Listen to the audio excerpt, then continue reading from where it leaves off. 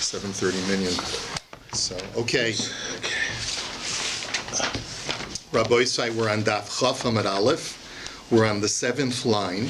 We were learning about the mitzvah of Yud, and we know that there's a machlokes in the following situation, where you sell an Amma, can a man sell his daughter in a situation where Yud will not be possible because the owner, the purchaser, is an erva to the girl. So Rabbi Eliezer says it's okay, and the Chachamim say it's not possible, it's not okay. So we have the following brisa.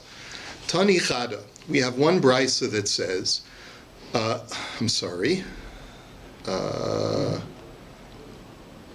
okay, Tani Chada mocher la'aviv ve'ein mocher libno, the Tanya idach ein mocher lo la'aviv ve'lo libno. We have a contradiction in brises. One brisa says that a man can sell his daughter either to his father, he can sell his daughter to his father, but he cannot sell his daughter to his son. And then we have another brisa that says that you can sell it to neither. You cannot sell your daughter to either your father or to your son. Chaf Amud Aleph. So Bishlam eino mocher lo la'aviv ve'lo libno kerabanan. I understand the latter brisa. It makes perfectly good sense. Both my father and my son are going to be an erva to my daughter. My father is my daughter's grandfather, and therefore yiyud is not possible. My son is my daughter's brother, and therefore yiyud is not possible. So it makes perfectly good sense. However, ela mocher la'aviv ve'ein mocher libno kiman lo kerabanan ve'lo keRabbi Eliezer. But what about the first brisa? The first brisa says, I'm allowed to sell my daughter to my father, but I can't sell her to my son. Now, make up your mind. If you hold like Rabbi Eliezer, who says that you can sell your daughter to someone who's an erva, even though yiyud is not possible, so then I should be allowed to sell her both to my father and to my son. And if you hold like the Chachamim, who say that whenever yiyud is not possible, you cannot sell your daughter to that person, then I should not be allowed to sell her either to my father or to my son. So why does the brisa say to father it's okay, to son it's not okay? The Gemara answers, La'olam kirabanan, mo derabanan heicha di'ikat sad yiyud. So this first brisa holds like the Chachamim, but it says that according to the Chachamim, as long as there's one possibility of yiyud, you don't need both possibilities of yiyud in order for the sale to be valid. Now, what does this mean? Let's think about it for a second. What does the Torah say? The Torah says that if I sell my daughter as an Amma ha'ivriya, either the owner or the owner's son can marry the Amma ha'ivriya. Now, if I sell my daughter to my son, so then regardless of whether my son tries to marry her or whether my son's son tries to marry her, in both cases that's an impossible marriage. It's an erva, because a person is not allowed to marry his sister, and a person is also not allowed to marry his aunt. Those are both Aryas. But let's think about it. If I sell my daughter to my father, and my father has another son, so then my brother, is he allowed to marry my daughter? Mm-hmm. Yes, an uncle is allowed to marry a niece.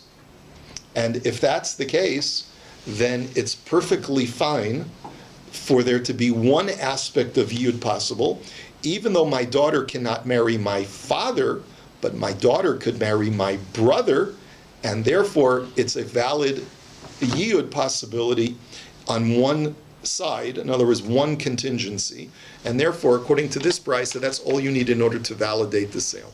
Tana Rabbanan, im begapo yavo begapo yetze. The Torah says regarding an Eved Ivri that if he comes in with his gaf, then he leaves with his gaf. Now, what does the word gaf mean? As we're going to see from the brisa, it's shorthand for saying guf. If he comes with his body. So begufo nichnas begufo yetze, and Rabbi Eliezer ben Yaakov omer yechidi nichnas yechidi yetze. So there's a machlokus exactly how to learn it. One says that if he comes in with his body, he leaves with his body, and the other opinion is that if he comes in by himself, he leaves by himself. Now that's very cryptic. What in the world is this talking about? So my begufo nichnas begufo yetze. So now the Gemara says, let's analyze the brisa. What does it mean if he comes in with his body, he leaves with his body? Did you ever hear of someone leaving without their body? I don't know. Out-of-body experience. Right. Amar Rava, Lomar she'eno yotze b'roshe evorim ke'evid.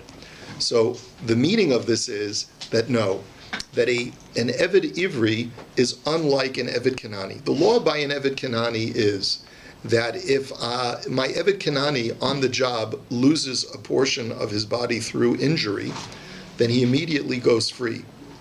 An Eved Ivri does not immediately go free through injury, through a portion of his lost body. And that's what the first opinion of the Bryce is telling me.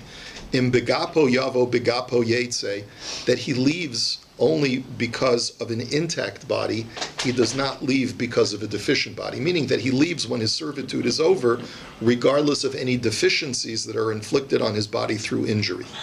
Amar le Abaye, Hahumi lo seitze kitei sa'avodim nafka.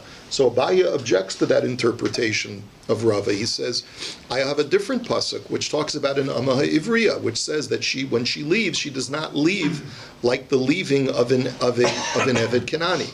And that pasuk teaches me that an Eved Ivri does not leave for the same reasons that an Eved Kanani leaves.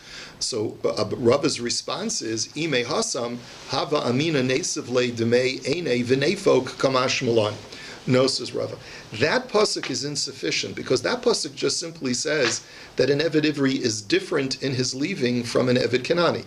If I only had that pasuk, I might have thought that you give more to the Eved Ivri when he suffers injury than an Eved Kanani. An Eved Kanani who suffers injury goes free. Maybe an Eved Ivri who suffers injury goes free, plus you have to compensate him for the injury. So that's the chiddush of this pasuk of im begapo yavo begapo yetze, that under no circumstances does an Eved Ivri ever leave because of loss of limb. Rabbi Eliezer ben Yaakov Omer yichidi nichnas yichidi yetze. So what's the second part? The second opinion of the Brisa was Rabbi Eliezer ben Yaakov, who says that if he comes in alone, he leaves alone. What does that mean? Ma yichidi yetze, Omer of Nachman bar Yitzchak Achikam, it means as follows. Yesh lo isha ubanim rabo moser lo shivcha kenanis, ein lo isha ubanim ein rabo moser lo shivcha kenanis. It means as follows, that if a man has a wife and children coming into his servitude as an Eved Ivri, then his master can give him a second wife who's a shivcha kenanis, who's a Gentile slave, to consort with so that he can create more slave children for the master, to basically act as a stud. If, however, the man comes in unmarried, without a family, then the master does not have the opportunity to provide him with a woman to consort with, a shivcha kenanis. This is counterintuitive.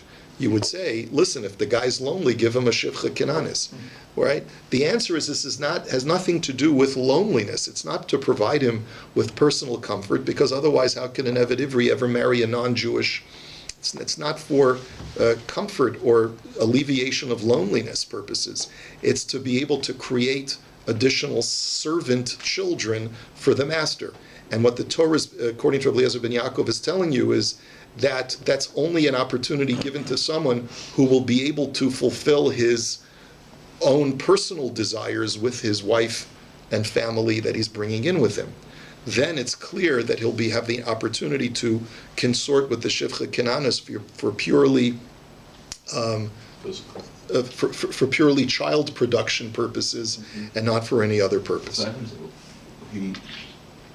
if the guy's already married, is it because we know he can produce children already? Is that why? No, I just spoke it out. Right? Okay. We want to make sure that it's clear that it's not for his own sexual gratification. Right. So if he has a wife and children already, he can gratify himself through his wife. If he does, this is my interpretation. I'm not telling you that this is the emes. I'm just telling you this is the way Rabbi Eliezer ben Yaakov, one way of understanding it. Tana Rabbana, Nimkar b'mana v'hishpiach v'amar al masai minayin she'in mechashvan lo elamana. Now we go to another sugya. The Brisa tells me as follows. If a slave, an Eved Ivri, is sold for 100, and then over the course of his servitude, his value appreciates to 200. Okay? Now, how do you know? We know that an Eved Ivri has the opportunity to prorate the number of years that he has left and to buy his redemption. So how much do you evaluate it if there's an elevation of price? So how do you know that you go according to what his original sale price was, not according to his current price. Shenemar mikesef miknaso. Because the Torah says that im od rabos bashonim, if there are several years left for his redemption, then lefihen yashiv geulaso mikesef miknaso. Then according to the years left, do you return his kesef miknaso, his purchase price. So you see that the Torah says you go according to purchase price. However, that's only true, says the Gemara, in the event that what? In the event that his price went up. What about the next case, which is the opposite case, which is nimkar b'masayim v'hichset omen almana? What if his price went down? He was originally sold for 200, and his price went down to 100. Minayin she'in mechashven lo elamana. How do you know that the calculus is that you go according to the current value and not according to his purchase price? Tamulomar kefi shana. So therefore the Torah says you go according to, there's another pasuk, which is the next pasuk, which says V'im ma'at nish'ar bashanim at shenasa yovel, that if there are only a few years remaining left to the yovel, then you make a calculation based on how many years left he has to serve, and yashiv es geulaso, he shall return his redemption. But the Torah there says the words kifi shanav, according to his current price and how many years he has left based on his current price. So you have a stira in the psukim. The first pasuk said you go according to the original purchase price. This pasuk says you go according to his current price. The way the Bryce is understanding it is that you always give the advantage to the Eved Ivri. If he's appreciated in value, you go according to his original purchase price, so that he ends up paying less. If he's depreciated in value, you go according to his current price, so he ends up paying less. Then the Brisa says, "Ainli ela eved hanimkar laobi kolchavim hol v'nigal b'krovim yodo ala tachtona nimkar liyisrael minalan." So the Gemara says, but that pasuk is talking about an Eved Ivri who sold to a Gentile. And I certainly can understand why you always seek to give the advantage to the Eved Ivri in that case, especially because the Torah gives a special mitzvah for the Eved Ivri's relatives to redeem him. We want him to get out of that servitude as quickly as possible, so we incentivize the redeemers to pay the lower price. How do you know that if an Eved Ivri, however, is sold to a Jew, then there's also the advantage given to the purchase price? Talmud Omar, Sachir Ligzeira Shava. And this is the conclusion of the Brisa. The Brisa says we make a Gzeira Shava from the word Sachir, which is written both by an Eved Ivri who sold to a Gentile and an Eved Ivri who sold to a Jew. In both cases, the law applies. If it applies that you always give the advantage price to the Eved Ivri that sold to the Gentile, you always give the advantaged price to the Eved Ivri who sold to a Jew. Amar Abaye, Hareini ki ben Azai b'shukei Tveria. Abaye was really feeling good about himself one day. He felt he was on game, right? He had game that day. He was really, really sharp. And so he said, today I feel like Ben Azai in the marketplaces of Tveria. Just back then in Ben Azai, you could ask him any shaila, and he immediately had it at his fingertips. Abaye says, I'm good to go today, bring it on. And so someone comes over to him. Amar le hahu me rabbanan le Abaye. So a certain sage comes over to Abaye and says, let me ask you an interesting shaila. Hani kroi ikala midrashinu lekula v'ikala midrashinu lechumra. My chazis the darshinu lekula nidrashinu lechumra. He says to him, I have a question for you. He says, these psukim, one pasuk says you go according to his original price. One pasuk says you go according to his current price. And you could easily interpret both psukim being lechumra, that you always hike up and choose the higher price, or you always go according to the lower price. Why did the Brisa say that you always use the lower price and give the advantage to his redemption? Why not say that lechumra? We make it harder for him to redeem himself. And the master should get the advantage. So the Gemara, Abaye said, Lo salka daitach mida akal rachmana legabei.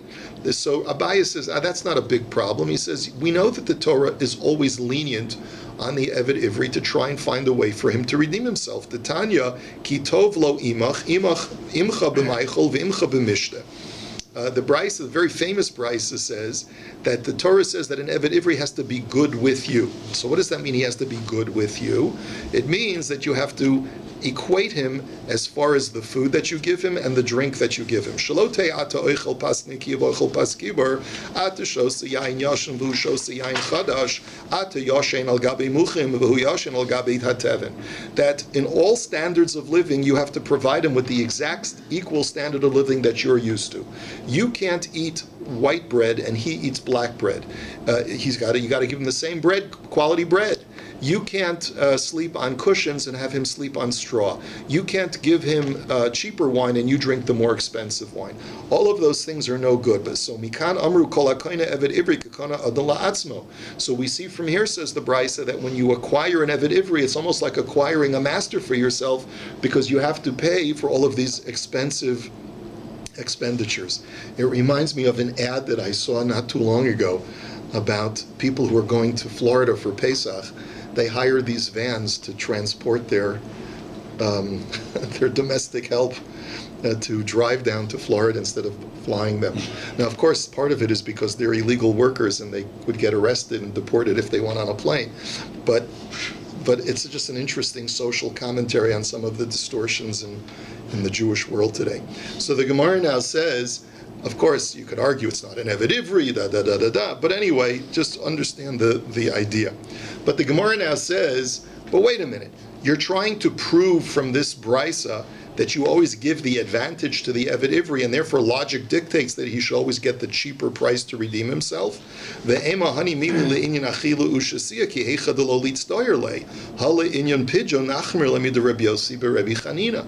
wait a minute, I'll argue, persists this sage to Abaya, that maybe it's only a question of not afflicting him during his servitude.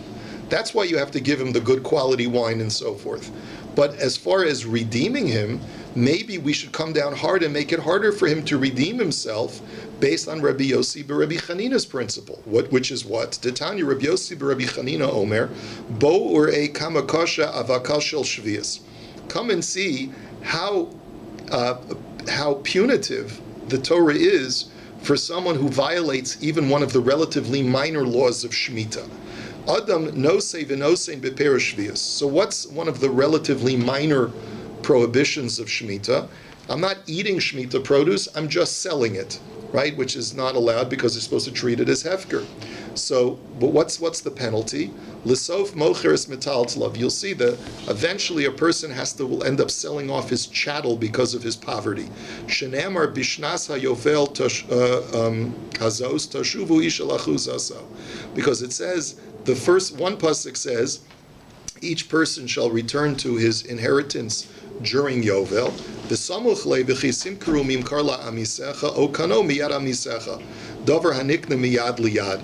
The Torah then immediately after talking about Yovel says that you will end up selling things from hand to hand, which is referring to the selling of chattel. In other words, if you don't observe the laws of Yovel and Shemitah properly, you'll end up having to sell off your chattel assets in order to be able to augment the losses in your assets.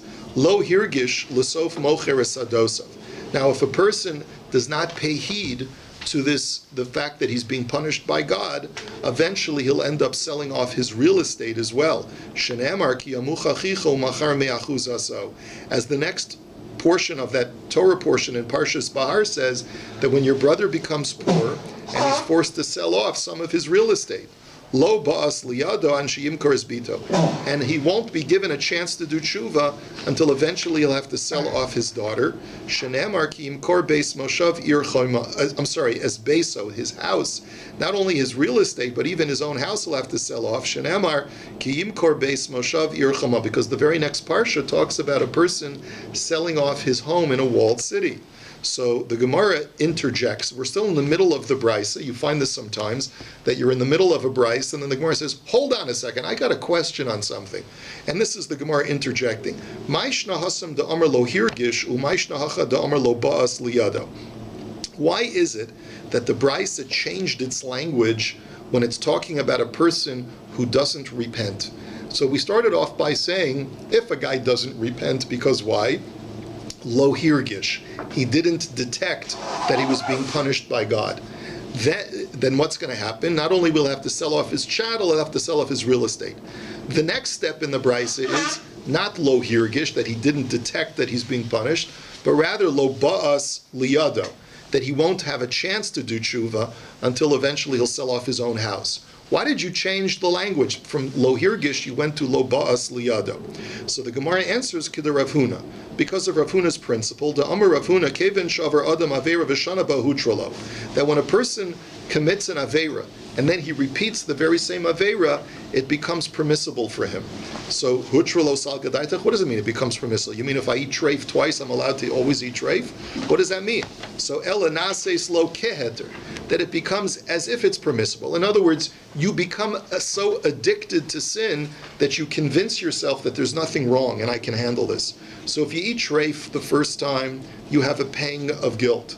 But once you eat that ham sandwich the second time, there's nothing wrong with eating ham, right? That's what it means. And therefore, what the Bryce is trying to point out is, the first time you violate the laws of Shemitah, Hashem will punish, he'll give you a zetz, and he'll make you sell off your chattel.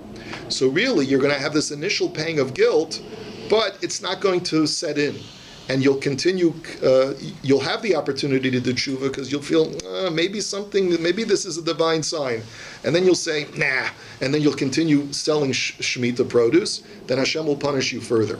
By the time you continued selling Shemitah produce a second time, and you ignored the warning signs, then Hashem won't even give you the opportunity to do tshuva because you won't feel any pang of guilt whatsoever. That's why the Brisa changes its language from lo hirgish to lo ba'as liyado. You won't even feel anything, and you won't even have the opportunity to do tshuva. We continue now with the Brisa. Lo ba'as liyado, after selling your own home, Hashem will not give you a chance to do tshuva, and you'll continue sinning, and then eventually what's going to happen? Ad shemocher es bito. You'll have to end up selling your own daughter into servitude to make money. Shenamar v'chiyim kor ish es bito la'ama.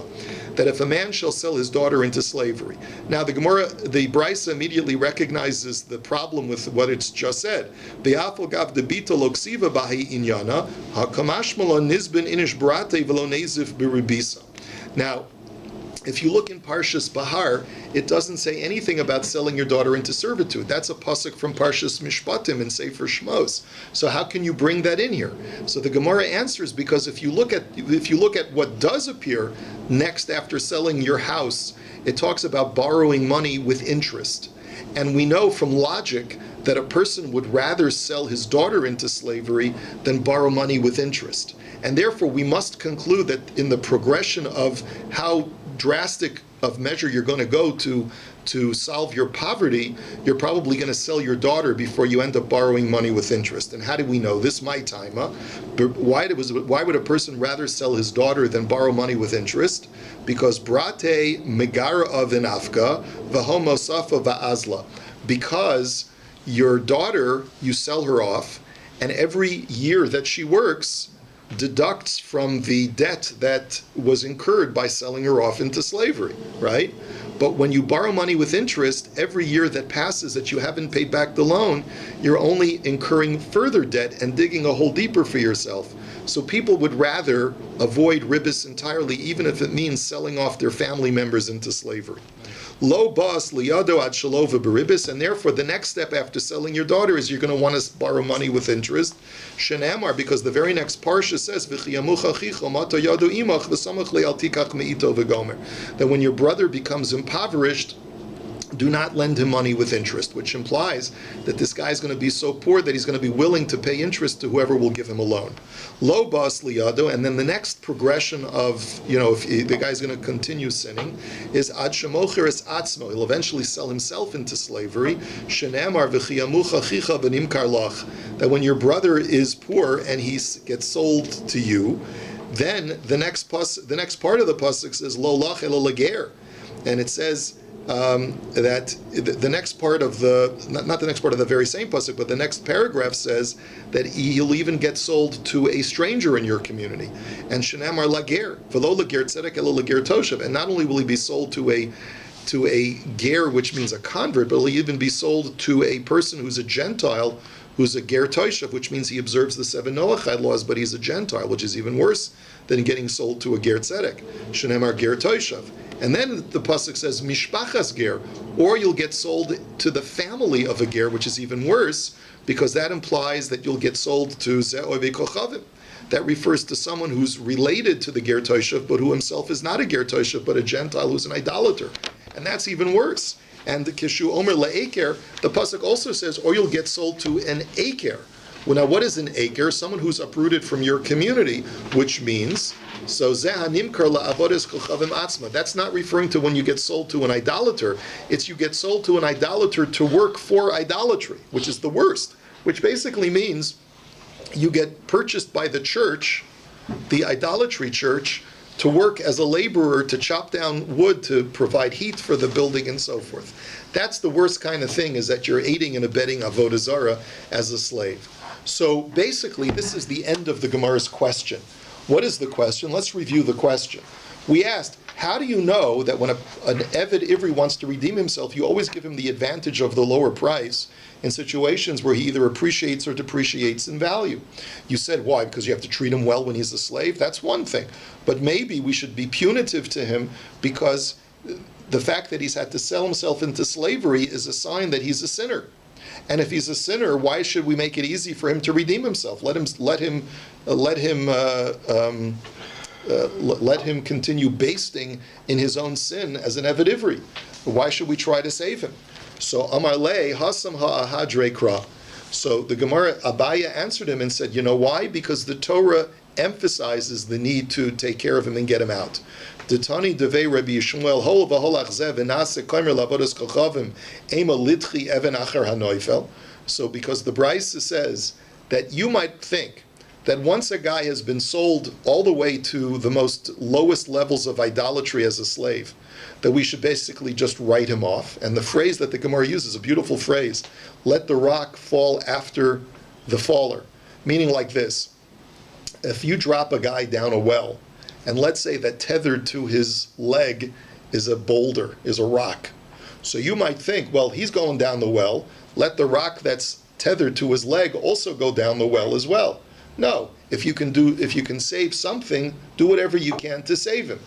In other words, don't write him off completely. Do whatever you can to save the faller. So Tamulomar acharei nimkar geula tihiyalo echad me'achav yigalenu. The Torah says after a Jew has been sold, then one of his brethren should save him. There's a mitzvah to save a person from slavery. And therefore, that's how we know that you should always give him the price advantage.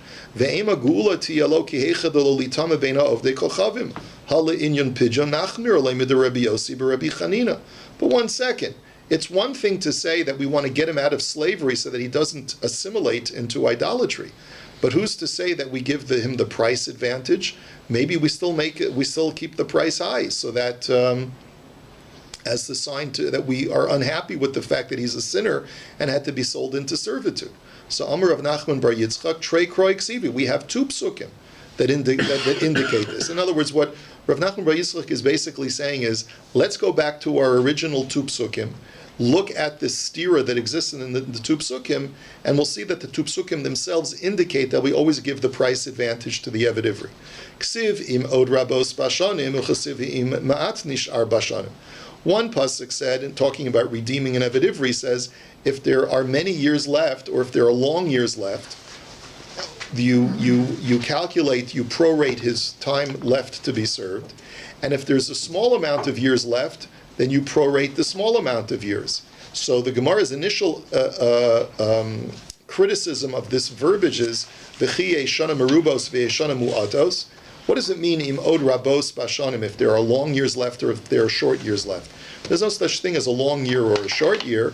So ela nisrabe kasbo mikesef miknaso nismayit kasbo kefi shanav. So rather, says the Gemara, the reason why the Torah is so verbose here is because it's communicating to you something deeper. The pasuk that talks about if there are many years left in his servitude, then there the Torah uses the words mikesef miknaso. Use his original purchase price to buy him back. And what that means is im od rabos bashanim, which means if he has been nisrabe, if he's appreciated in value, That's what the word rabos means. He's gone up in value. So then you use kesef miknasa, which is the phrase that's associated with that pasuk. V'im ma'at nishar bashanim, but if there's less, meaning that if he's diminished in value, there the pasuk says kefi shanav, you use whatever's left based on his current value. So the words, the verbiage itself in the psukim indicate that you always give the advantage to the Eved Ivri. If he appreciates in value, you use his original purchase price. If he depreciates in value, you use his current purchase price. Ve'ema hachi kama heicha da'ava trei upashle dalid nesav le dalid mikesef miknaso ava dalid upashu le tarte nesav tarte kefi shanav. So the Gemara says, but wait a minute, what gives you the right to interpret the psukim in such a liberal way? Just say that the psukim are speaking in the most straightforward, simple way, and that the psukim are basically saying that if, in the event that there's that he's imod rabos bashanim, that if there are many years left to his service, so then you use his original purchase price. If there's a small amount, if there's a minority of years left, meaning that if he's already served out the majority of his service, so then kefi shanav, you look at how many years he has left. And the way that Rashi learns this pasuk is that let me just see where this Rashi is.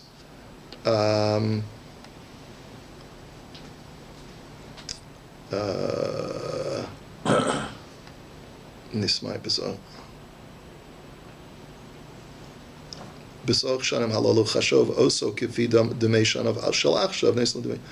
Okay. In other words, Rashi's saying maybe the pasuk is not talking at all about appreciation or depreciation of the slave. Maybe it's a static slave market, and the Torah is telling you that if there's more years left than time served, you go according to his original purchase price. If there's more years served than years left, you go according to his current value. Maybe that's the way you look at it. So the Gemara says, no, that's impossible, because im kein nichtov kra im od rabos shanim, im ma'at nishar shanim, my bishanim.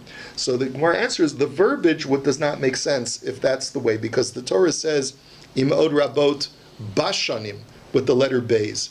Bashanim implies that the years themselves have changed in some way. The years themselves have changed, which means that he has fluctuated in value. So when he has fluctuated in value because he's appreciated, then you go according to Kesef Miknaso, his original purchase price. When he has depreciated in value, you go according to his current value to enable him to redeem himself for the lower price. And basically that's the way Rav Nachman is looking at it, is the verbiage of the psukim themselves provides you with the solution to this thing that's counterintuitive. So the Gemara now says, Amar Rav Yosef, basically, Ima'at nishar shanim my bashanim, Neshama kasbu bashanim mikasab miknasim, Nisma'at kasbu bashanim kefi shanim. So Amar Rav Yosef, Darshinu Rav Nachman lohani kroi kesinai. So Rav Yosef says that the way Rav Nachman has interpreted the psukim is like Har Sinai, meaning as if he was standing on Har Sinai, heard it from Hashem himself. He's explained these psukim so accurately and so faithfully to the law. Ba'amine Rav Huna bar Chinan amei Rav Sheshes. So now we have another question. Eved Ivri hamnimkar la'obi kochavim nigal lechatzoin or enu nigal lechatzoin. And this is what the rest of our DAF is about today. The whole concept of what's called nigal lechatzoin. We know that there's a mitzvah to redeem an Eved Ivri who's sold into servitude to a Gentile. What happens if I'm his relative and I want to redeem him? The thing is that it's going to cost 100 to redeem him, and I only can come up with 50. Is there a mitzvah for me to pay 50 so that I cut his time, his servitude in half, so that he'll have to continue being a slave, but at least he'll come out, let's say 25 years left in Yovel, to the Yovel cycle. And the law is that he goes free from the Gentile at Yovel. So by my paying 50 instead of 100, I get him off in 12 and a half years instead of 25 years. Is there such a mitzvah for me to do that? Or is the mitzvah only when I can come up with his full redemption value? So gulasu mistei achuza gomar. On the one hand, you could say, let's make a gzeira shava to the law of redeeming a field, right? Mas de achuza eno nigal lechetzoin, avhachi enami eno nigal lechetzoin. So the Gemara basically says, we know, what's the law? When I sell a piece of real estate, I get it back automatically at Yovel if I don't redeem it first. But there the Torah gives me the opportunity to redeem it, but based on the verbiage of the psukim, because there the Torah says, umatza kedei geulaso. The Torah there says, like Rashi quotes the pasuk, that you have to bring the exact value of the redemption of that property in order to redeem it. So when it comes to real estate, I can't bring half the money and say, okay, I'm buying back half the field. You either buy the whole thing back, or you just wait until Yovel, until it comes back to you automatically. So maybe you'll say the same thing is true by an Eved Ivri. Either I purchase him back completely, or I let him just stay there until Yovel. O dilma l'kula amrinan l'chumra lo amrinan. Or maybe no, says the Gemara.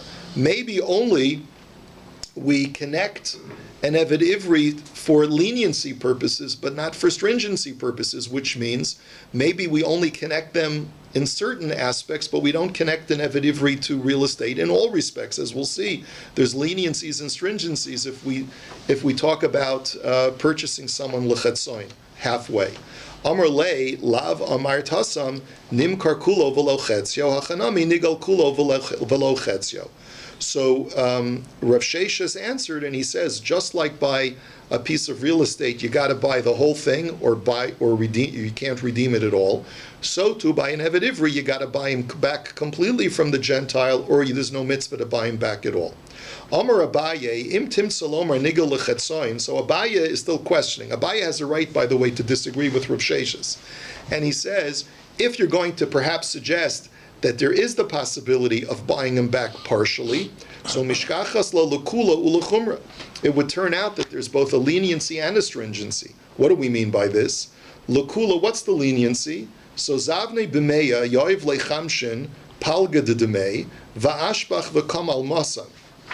Let's talk about the following case. An Eved Ivri was sold to a Gentile for 100, okay? And his relative comes along and wants to redeem him, but he can only come up with 50. He gives $50 to the Gentile. So then, right after he pays the $50, the Eved Ivri appreciates in value, and instead of being worth the original $100, is now worth $200. But here's the thing, and this is what the Gemara is going to speak out now.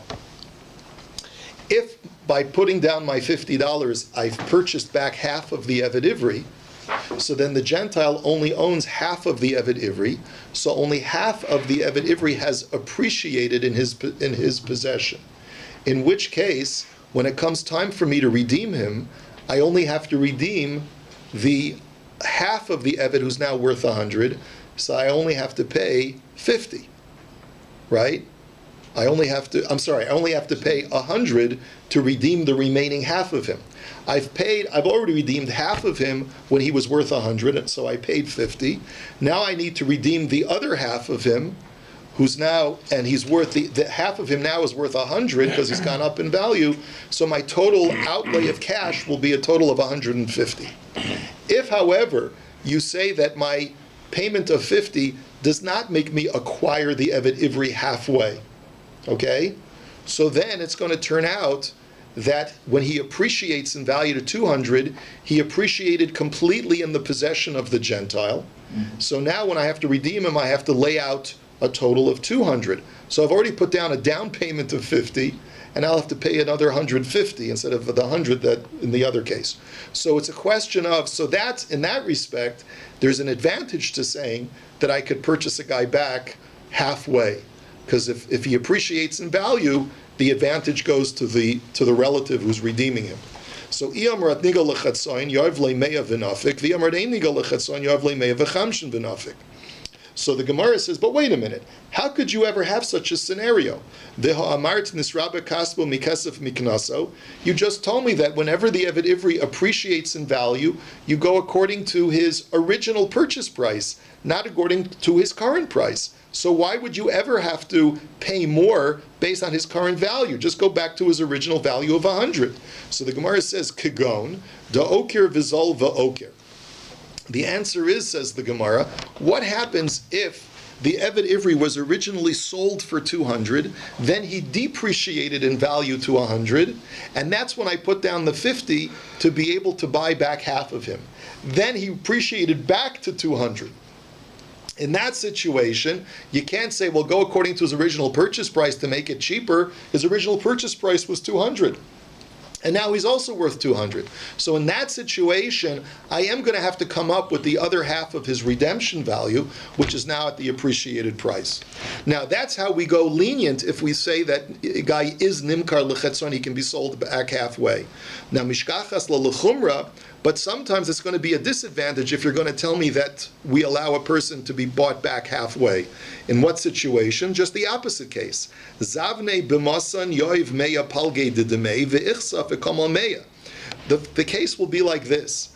What happens if the Eved Ivri depreciated in value? He was originally sold for 200, and then he depreciated, and then what did I do? So at the time when he was worth still 200, I only could come up with 100, so I gave the Gentile $100 in order to buy back half of the Eved Ivri. Right after I give him the $100, the guy's depreciated in value and now is only worth 100. So if you're going to tell me that I've already bought back half of him, so then it's going to turn out that the Eved Ivri, the Eved Ivri is now worth 100. Half of him belongs to the Gentile, so I got to pay an extra 50 in order to redeem him back. But if you tell me that I didn't buy any part of him, and now he's depreciated down to 100, and all I've done is put down $100 as down payment, so now I can just basically say, oh, use my down payment to redeem him entirely, and I'm done. I don't have to pay any more. So that would be an advantage if we say that you can't purchase him back halfway. And this is what the Gemara speaks out.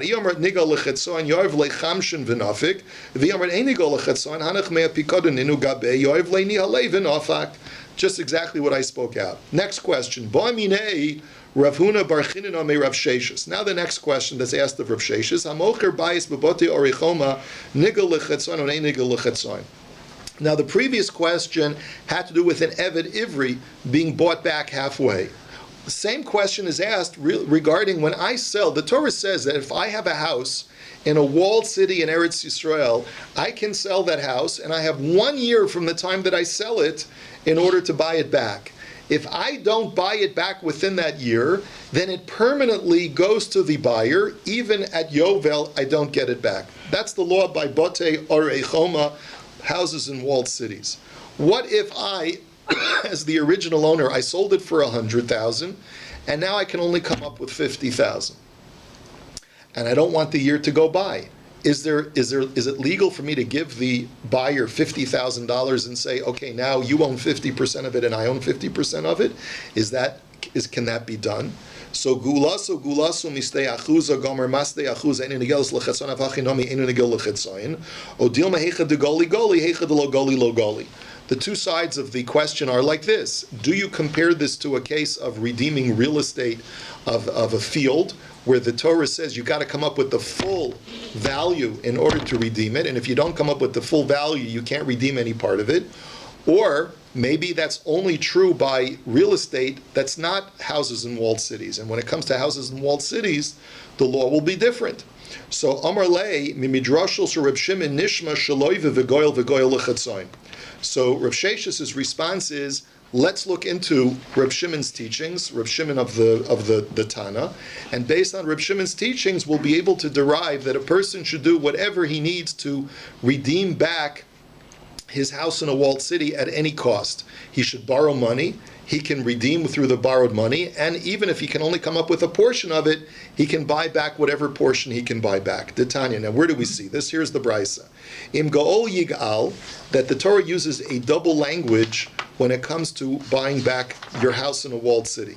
Malamed Shalova V'Goyel Lechatzoin. This teaches me that a person should borrow money in order to redeem it, and even if he can only scrape together a portion of the money, he should buy back whatever he can. So Amar Reb Shimon Matam, what's the reason? How do we know this? Lefisha matzinu b'mocher stei achuza sheyafe koichai shemigia yovel v'lo nigala chozeres liba aleha b'yovel. So Reb Shimon says, I'll give you a certain logic to it as to why this works. He says, when a person sells a piece of a field, a piece of real estate that's not in a walled city, the halacha is the Torah treats him very well. The Torah gives him a lot of benefit in the sense that when Yovel arrives, if he hasn't yet redeemed it, we say, no problem, you get your field back. But because of the fact that you're going to get it back in Yovel, no matter what, whether you can come up with the redemption price or not, that's why it would make sense for the Torah to say, if you want to redeem it before Yovel, you got to come up with the whole thing. And if you don't come up with the whole thing, then don't bother. However, hura kocho she'eno love, and therefore hura kocho she'eno love v'goel v'goel lechatzoin. And that's why the Torah says, if you can't come up with the full amount yourself, don't bother. However, makdish shehura kocho she'im higia yovel v'lo niga lo yotza lekohanim b'yovel yafe kocho shelova v'goel v'goel lechatzoin. So Reb Shimon was talking in contrasts between a person who sells his field and a person who is makdish his field. When you make hektish your field, there the Torah says that if you can't come up with the redemption price before Yovel, you know what happens at Yovel? You don't get your field back from hektish. You know what happens to the hektish field? It goes to the Kohanim. The Kohanim working in the Beis HaMikdash get to divvy up the real estate and they get to keep it for themselves. And therefore, says Reb Shimon, since the Torah is not letting you have the field back no matter what by Yovel, the Torah wants to give you as much opportunity as possible to redeem it before Yovel arrives. And therefore, the Torah will augment your power and basically say that no matter how much money you can come up with, do whatever you can to buy back as much of the field back as you possibly can. And therefore, Hai Moicher Bayis B'Boti Orichoma Nomi. Hoel v'hura kocho she'im mola lo shana temima v'lo nigala nechalat yafa kocho shalova v'goel v'goel lechatzoin. So Rav Sheshes concluded, based on Rav Shimon's teaching, where he contrasted selling a field to a yid versus being makdish a field to the temple, he said the same principle holds true. Because you are at a distinct disadvantage when you sell a house in a walled city, such that if you don't redeem it back within the year, you lose it permanently, it only stands to reason that the Torah would give you whatever opportunity available to you to buy back as much of it as you possibly can. And therefore, even if you can't come up with the full value, whatever you can come up with will allow you to purchase a percentage of the house back for yourself. So Esvei, now we're going to challenge this. This seems to be totally against what Rav Sheshes has inferred from Rav Shimon's brisa, seems totally contrary to the following brisa. Im Go'ol Yigal, the Torah uses a double language of redemption. Melamed Shalova v'goyel lechatzoin. This teaches me that you can even pay back a portion of it to buy back whatever you can. Sheyachol, because you could have argued v'halo dinhu uma mocher sdei achuza sheyafe kocha. You could have argued like this, that if a person sells a regular field, right, where he has an advantage, that if a person does not redeem it, he'll always get it back, it'll always revert back to him at Yovel anyway, no matter what. So therefore, it therefore only stands to reason that we see that the Torah gives him a disadvantage as far as his ability to redeem it back. That since you're going to get it back anyway, right? The Torah says, well, you know what, if you're going to get it back anyway, we're not going to try and find additional opportunities for you to redeem it before Yovel. So, Makdish, Shuhura Kocho, Shimigia Yovel, Velo Nigala Yotze Lekohanim B'Yovel, Eino Din Shuhura Kocho, Shein Lova V'Gol V'Gol Lechatzoyin. So the Brisa here gives a totally opposite svara to what Reb Shimon had just offered in the previous Brisa. In a situation where the Torah gives the advantage to the seller that you always get it back in Yovel, and yet we still disadvantage you, that we don't allow you to buy it back halfway, then surely where the Torah disadvantages you as a seller when you're makdish something, and we say that if you don't redeem it by Yovel, it's lost to you permanently because it goes to the Kohanim, then surely the Torah will disadvantage you in disallowing you the opportunity to buy it back halfway. The exact opposite of what Reb Shimon was trying to say. Reb Shimon was trying to create an equity, right, between